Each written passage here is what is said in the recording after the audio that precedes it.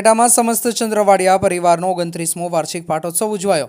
શહેર તેમજ ગ્રામ્ય પંથકના ચંદ્રવાડિયા પરિવારજનો મોટી સંખ્યામાં નવચંડી યજ્ઞમાં જોડાયા।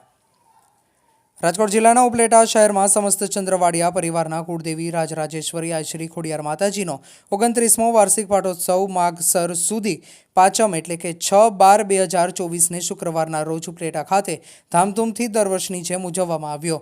ઉપલેટા શહેરના કૃષ્ણ કેક રોડ પર વિક્રમ ચોક પાસે આવેલ સમસ્ત ચંદ્રવાડિયા પરિવારના કુળદેવી આશ્રી ખોડિયાર માતાજીનો 29મો વાર્ષિક પાટોત્સવ દર વર્ષની જેમ આ વર્ષે પણ ઉજવવામાં આવ્યો હતો, જેમાં વિદ્વાન બ્રાહ્મણો દ્વારા નવચંડી યજ્ઞમાં વૈદિક મંત્રોચ્ચાર સાથે હોમાત્મક શ્લોક વિધિ વિધાન કરવામાં આવ્યા હતા। મોટી સંખ્યામાં રાજકોટ, ઉપલેટા, ધોરાજી, જામજોધપુર, જૂનાગઢ, કુતિયાણા સહિતના જિલ્લા અને તાલુકાના સમસ્ત ચંદ્રવાડિયા પરિવારના લોકો ઉત્સાહભેર આ ધાર્મિક કાર્યક્રમમાં ઉપસ્થિત રહ્યા હતા। બપોરના સમયે સમૂહ પ્રસાદ ભોજનનું પણ દર વર્ષની જેમ આયોજન કરાયું હતું, તેમજ સાંજે 4 વાગે નવચંડી યજ્ઞમાં બીડું હોમવામાં આવ્યું હતું। શ્રી સમસ્ત ચંદ્રવાડિયા સમાજના પ્રમુખ તરીકે ઉપલેટા નગરપાલિકાના પૂર્વ પ્રમુખ દાનાભાઈ ચંદ્રવાડિયા તેમજ ઉપપ્રમુખ તરીકે હિમાલય મોઝેક ટાઇલ્સવાળા મહેશભાઈ ચંદ્રવાડિયા તેમજ અન્ય ટ્રસ્ટી મંડળ પોતાની સેવાઓ બજાવી રહ્યા છે। રિપોર્ટર જગમાલ સુવા, ઉપલેટા। હું દાનભાઈ ચંદ્રવાડિયા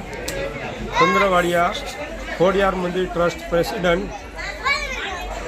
ચંદ્રવાડિયા ખોડિયાર મંદિરના કુળદેવી ખોડિયારમાં એની અમે મૂર્તિ પ્રતિષ્ઠા આજથી 29 વર્ષ પહેલાં આ સાનિધ્યમાં કરવામાં આવેલી હતી। આ એનો યજ્ઞ 29મો પાટોત્સવ છે।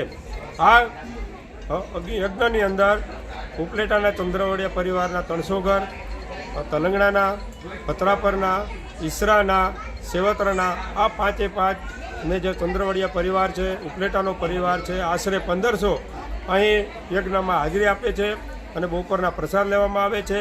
આજ રોજ 4 વાગે આ યજ્ઞની પૂર્ણાહુતિ કરવામાં આવી છે।